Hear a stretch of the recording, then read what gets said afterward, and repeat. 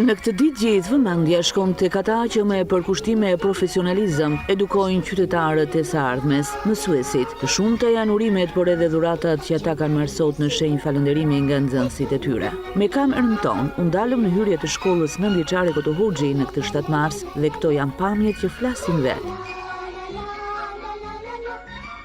Për mikrofonin e RTSH fëmijët shprehen se me çfarë do t'i surprizojnë mësuesit. Dy lule në duar, për kë i ke këta lule? Mësuse.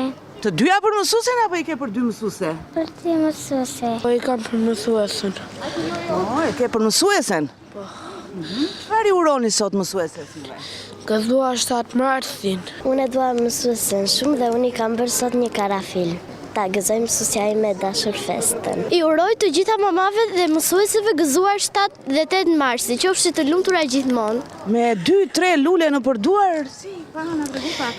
Një e kam për mësuesen timse dhe 3 për mësuesen time të palodhur që më mëson. Gëzuar festat e 7 marsit, ndjem e gëzuar, kam blerë disa lule për mësusit, dhe shpresoj t'ju pëlqejnë shumë. Duk me bukur një buqet me lule, sepse ishte edhe simbolike shumë.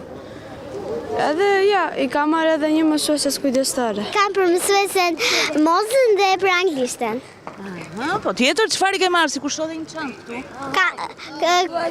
Këtë i kam blerë një bluzë dhe një çokoladë miska, i kam bërë dhe një kartolinë. Çfarë uron për ato? Që mësuesja të jetë e gëzuar për ne fëmijët. Gëzuar 7-8 marsin.